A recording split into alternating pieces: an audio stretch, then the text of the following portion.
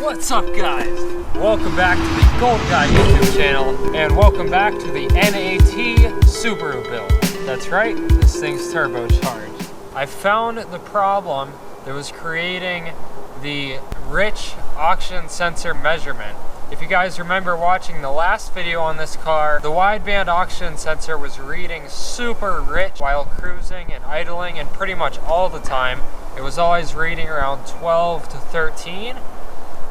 And I found out why. There was actually a small exhaust leak in the flange right before the catalytic converter, and that can definitely throw off the readings. Let's get this exhaust leak taken care of. Let's get this thing in the garage.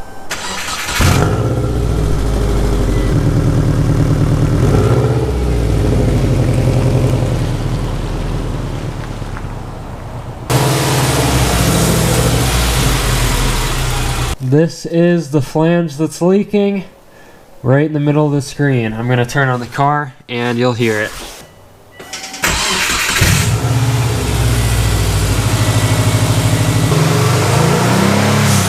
Hopefully you guys could hear that. It's definitely leaking there. I felt it. Let's loosen it up. I'm gonna try to hit it with a belt sander and flatten the flange out. The gasket looks fine. This bolt's real frozen on there. Ooh. Yeah, that thing's not coming out. I'm gonna have to cut it out.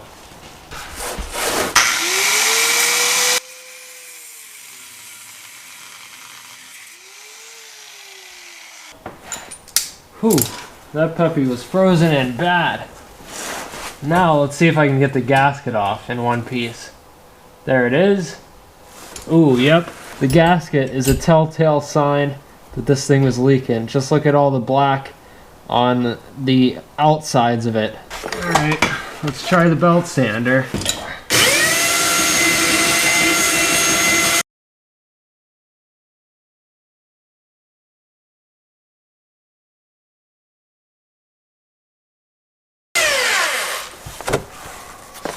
Okay, so I've sanded this side quite a bit. It's definitely much flatter now. Might be flat enough to seal. I just gotta sand the other side first.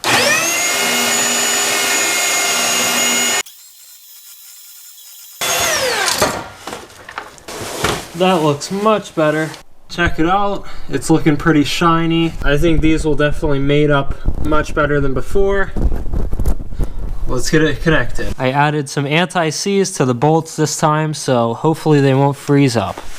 Well, guys, I just discovered that this gasket is indeed blown. Unfortunately, I don't have any gaskets here at my parents' house, so I'm gonna have to just slap this one on and take the car to my house tomorrow, where I think I have an extra gasket. Before I put it back together, I really wonder how it sounds with just the downpipe, no catalytic converter or muffler or anything. I'm gonna start it up real quick. Not long though, because I might piss off my parents.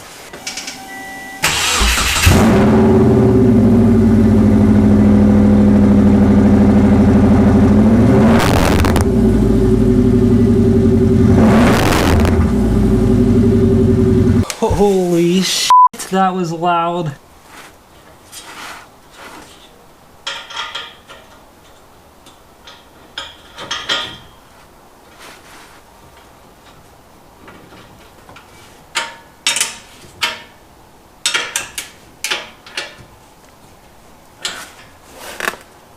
I guess there's a small chance that this will fix it, but probably not.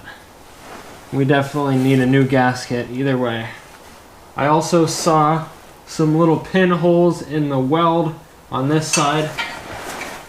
Actually, they are some pretty big holes, so I'm gonna have to weld those up. Before I weld anything, I'm gonna clean the metal up a little bit.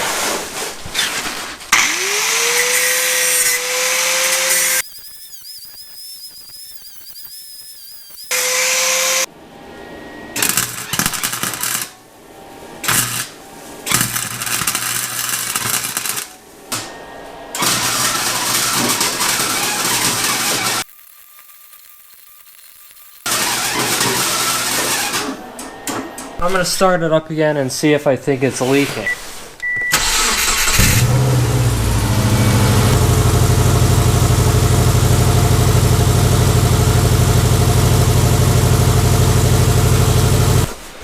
Okay, so obviously I felt it leaking on the top and bottom of the gasket, so I know that needs changed, but there was one more spot around the weld that I could tell was leaking, so I'm going to go ahead and weld that up and then call it a night.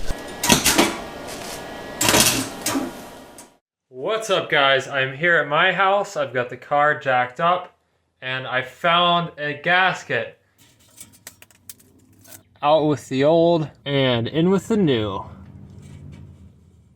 Please try to ignore that ugly ass weld you see there. It was late at night, I was tired, and I was trying to seal those little holes. They're sealed, but it ain't pretty. Since just replacing the gasket did not fix the leak, I bought some ultra copper gasket maker, which I'm going to spread onto this gasket, which is a much better version of the one that I put on there. I also bought some beefier bolts, and hopefully the three of these things combined will finally fix the leak. I've got the copper RTV on the new gasket ready to go. As you can see, there's no water dripping out of the bottom, and I felt it. There's no more exhaust leak, finally. Here we are in the engine bay, and I found another problem which could possibly be causing the AFR issues. As you can see, this is a check valve. It's a one-way valve so that air can only go this way, and once boost hits this manifold, it won't enter the IACV valve, because you don't want to boost that, obviously, but you do want vacuum for it whenever there's engine vacuum. So I put this check valve here, and I had to actually put another piece of hose inside this hose to make this valve fit, because this is the only size I could find at my local auto parts store. And it's time to actually fix this properly, and there's oil around here too, so it's obviously leaking. Let's get a new check valve for it. So I replaced it with this nice new metal one, and I think that will stop the leak. I was doing some reading online, and I found some helpful advice to use the 2006 WRX ROM's fueling closed loop to open loop transition values and kind of plug those into my ROM's CL to OL transition values. So that's what I've done here. I found some values that matched, and there are some differences, obviously, like there's no CL to OL delay at atmospheric pressure value in the WRX ROM. So what I did in that case, I just zeroed all those values out so that it won't even check that, and it'll just move on to the next thing, which is the transition with delay throttle hysteresis. And then I found that in the WRX ROM right here. So I updated that to 4.6 because in my ROM it was a little bit higher, around 6, I think. So I did that to all the values I could, and I just zeroed out the ones that didn't match. Minimum active primary open loop enrichment. In the WRX ROM, it's 14, and in my stock ROM, it was 14.44, so I updated that. And with all these things updated, hopefully my car will go into open loop much easier, and it will richen up under boost. So I'm going to save this new ROM, flash it to my ECU, and see how it does. Now, the last time that I updated my mass airflow sensor scaling, I was doing it while I had a check engine light from that exhaust leak, causing the AFRs to read incorrectly. So basically, I just went back to the previous mass airflow sensor scaling table because I think the most recent one that I've edited is incorrect. So I went back to the one before that, which I think is correct. So With these little changes, I'm going to go ahead and flash this back to my car. Then I'm going to do one more mass airflow sensor scaling with the exhaust leak fixed, and hopefully these things will fix my AFRs while cruising.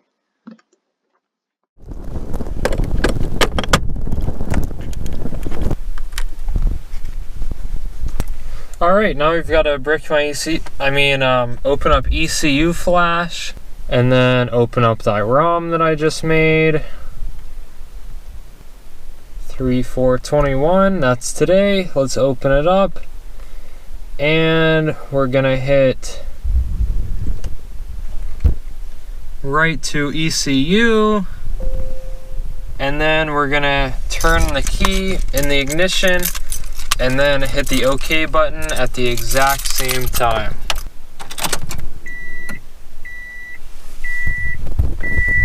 Got it. Now we just gotta let the new ROM flash in, and then we'll be good to go. I already made a video about this a while ago, but I'm going to be doing the closed loop mass airflow sensor scaling once again. I've done this about 4 times now, 2 times on this current tune. The other 2 were not good. I had to just delete those. So with all the mods I've done and everything up to date, I'm gonna do one more closed loop mass airflow sensor scaling and get that completely dialed in. And then after that's dialed in, I'm also going to be doing one, well, I actually haven't done any, but I'm gonna start the open loop mass airflow sensor scaling. All right, it's all done. So we're gonna hit OK. Now, I actually have to go all the way down to Waynesburg, which is about a half-an-hour drive, to measure for some blinds, and I'm going to use that opportunity to do one more closed-loop mass airflow sensor scaling. Let's do it. Alright, so I've got my data logging cable connected to my computer here. I've got the ROM reader, mass airflow sensor scaling graph set up here. And if you want a more in-depth video on this, check out the link in the description. This is kind of just going to be a summary. So I'm going to go ahead and hit record data. And now you can see we've got some little dots showing up here. And basically these are going to record percent correction over mass airflow voltage. And we're going to get a nice graph after a while of driving around. And then we'll be able to update my mass airflow sensors table. All right, we're on the road, and as you can see, the wideband is still reading around 13.5 AFR while cruising, not in boost, and I am recording some data.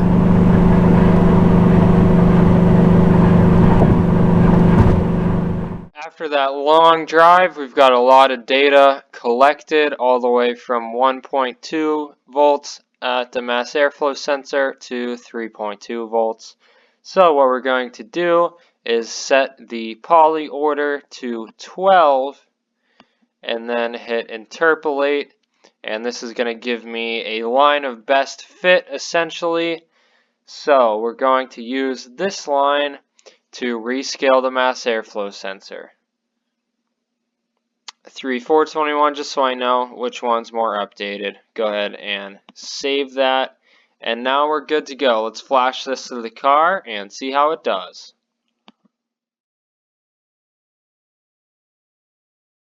I think the wideband sensor is just cooked. I don't know. I mean, I don't know how a Bosch wideband sensor would only last like 10,000 miles, but seems like that's about all I got out of it. Maybe because my car was running a lot richer than it should have been, and it just sooted that sensor up to where it's not even reading correctly. Anyways, I've got this one that was only in use for like 100 miles.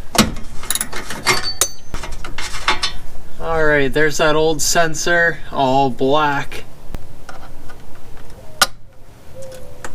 Well, let's compare the sensor. So here's the newer one that I'm going to be using.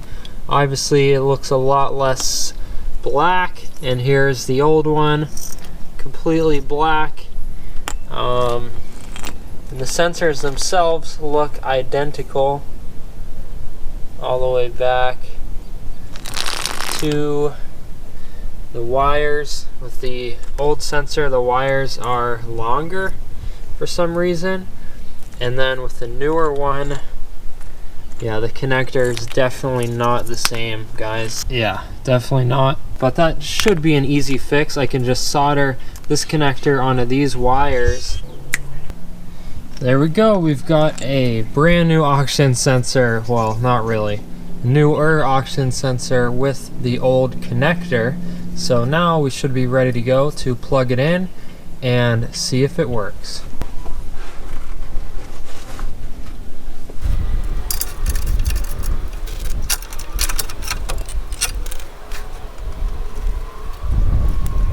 Alright, now I just have to zip tie these wires back in place and we'll take it for a test drive.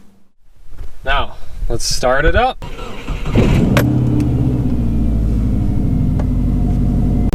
So I've got the AFR from my car on my phone right here.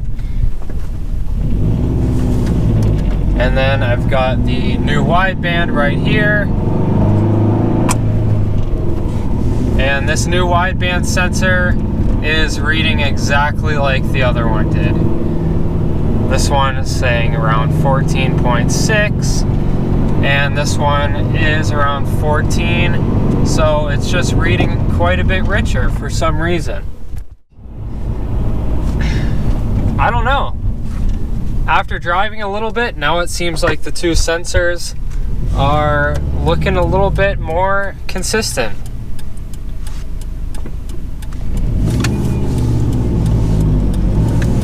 Maybe it just took a little bit for the car to warm up, and now that it's warmed up, it seems like they're reading quite similarly. But let's do the idle test. I'm gonna idle and see if it's reading the same. So my car's wideband is reading really lean, around 15, and the AM wideband around 13.5. So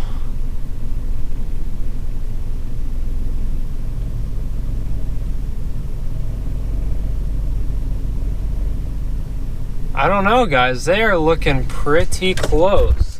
I'm gonna put all this oxygen sensor nonsense to rest finally and start tuning my car again. Oh man, after a lot of trial and error, I have finally got the wideband sensor connected to my computer and connected to ROM Reader. As you can see, the values match. So, you know what that means. Now I'm going to do the open loop mass airflow sensor scaling, and this is actually getting really exciting because once I get the open loop mass airflow sensor scaled completely, I'm gonna have a really good running car. And after maybe a few more tweaks to the open loop fueling table, I'm gonna finally be where I want to under boost, which is around 11 AFR. And once I'm there, I can turn up the boost to like 8 or maybe 10 PSI, and oh my gosh, this car is gonna be flying. So you guys already saw me do the open loop mass airflow sensor scaling. Everything in that video is correct. I'll put a link right here or in the description if you want to see how I do that. Only difference is this time I'm going to do it using the wideband sensor, which is going to actually give me accurate results. Let's go do some logging, and I'll be back with you guys after the logs. Peace. Yes. Okay, guys. So I just finished doing a successful open loop mass airflow sensor scaling.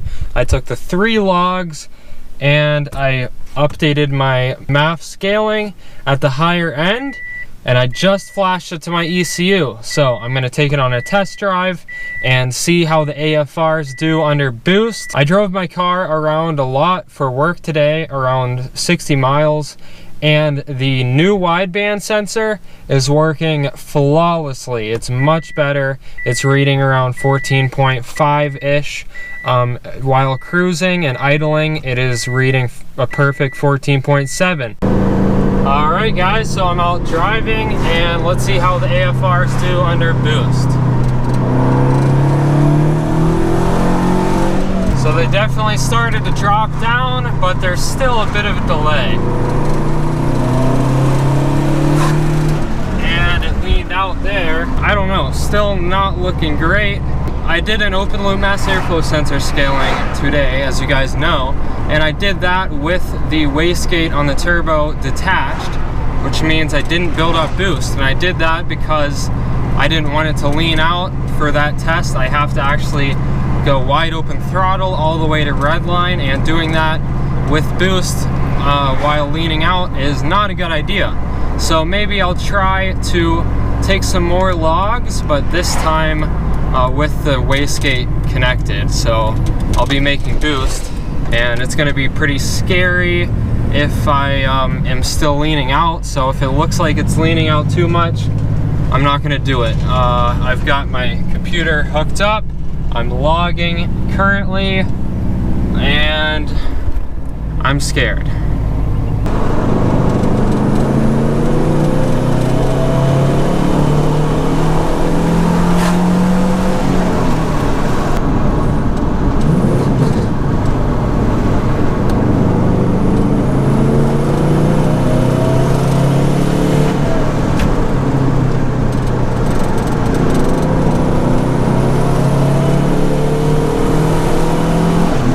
You can see right here, once I get to wide open throttle, pedal to the metal, my AFRs, which are right here, lean out, and it's lean, and I'm starting to build boost around here, keep in mind, and it only richens up to around 13.6, and it stays pretty lean, so that's why I couldn't do the wide open throttle open loop mass airflow sensor scaling with my turbo wastegate hooked up. It was just too unsafe. Yes, I think I might have just fixed my closed loop open loop delay issue. What I'm hoping won't happen is that it runs in open loop all the time, because then my car will run too rich all the time. So there's only one way to find out. Well guys, it is idling just fine, staying around 14.7. So it is still in closed loop for idling, and let's see how it cruises.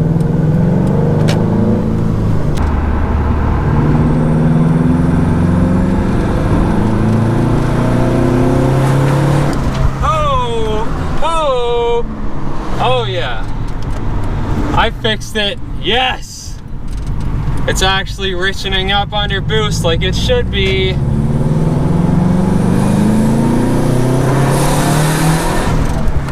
Oh my gosh. Guys, finally it's running right. This took so much trial and error, but I finally got it. Guys, it is running absolutely amazingly. It's staying in closed loop while cruising, keeping a nice healthy 14.7-ish. It kind of moves around a little bit, but it's definitely gravitating towards 14.7 while cruising. Let's try it in third gear. Get on the boost. There we go. And then it starts leaning out once I'm fully in boost. And I think what that is actually my injectors maxing out. I only have the stock 264cc fuel injectors in this thing. You know what that means, guys. It's time to upgrade to the 565s. I tried doing that a while ago, but I was obviously not ready for it. Now, I think I'm ready for it. I finally almost got in my car where I want it to be. The AFRs are finally dropping down under boost. It took a lot more work than I wanted to, and now I think I'm actually reaching my injector duty cycle limit of the stock 240cc injectors. So what I'm going to do now is install these dark blue WRX 565cc fuel injectors and then tune accordingly, and then we'll see if the AFRs stay at 11 under boost. Let's swap these guys in and see how they do. First things first, this cover's got to come off.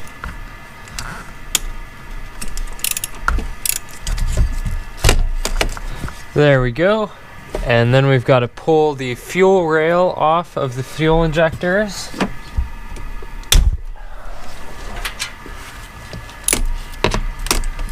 There we go. Oh, crap. And then we've got to unplug the electrical connection from the fuel injector.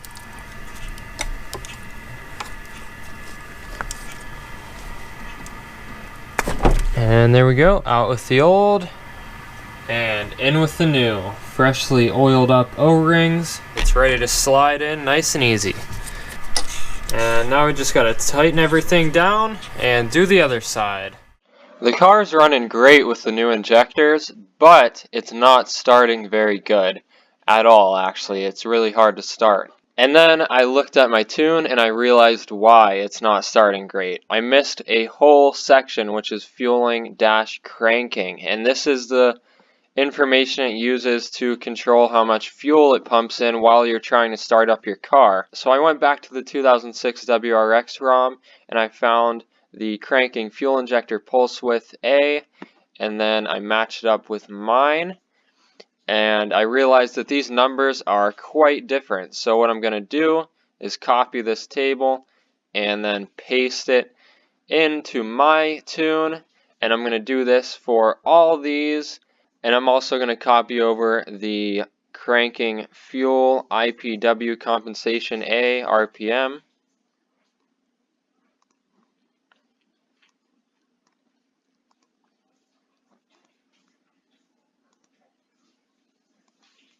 And there we go. So I'm going to keep doing this for all the values. For some reason my tune has way more of the cranking fuel injector pulse width variables than the WRX does. So I'm kind of just going to have to freestyle with these a little bit, but I'll match them up as close as I can and we'll see if that helps the car start easier. Alright, so the new fuel injectors are in, and as you can see by how dark it is outside, that was way harder than I remembered it being. And I've got my changes done to the closed loop, open loop delay, and the injector flow scaling and latency. And there we go, the operation completed successfully. So I'm going to go ahead and turn off the ignition, and then unplug those two green connectors, and we're going on a ride. Let's see if it'll start up with the bigger injectors in. Yep. Doesn't sound any different than it normally does. Now let's take it on a test drive. That's the real test. It seems to be idling normally and driving normally at slow speeds. We'll have to let the car warm up a little bit to test it with boost. Alright, we're at operating temperature. Let's see how it does under boost.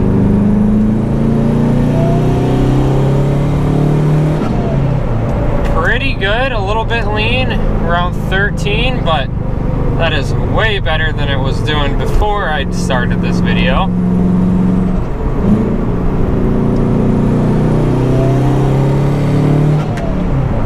Leaned out a little bit there, so with the new bigger injectors in, we are still leaning out under boost for some weird reason. One good thing is that we're still cruising right around 14.7, even with the new injectors. That is beautiful to see.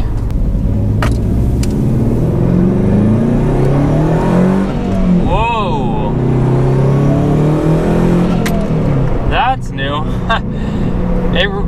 First and second gear are amazing, and then third gear it kind of leans out a little bit.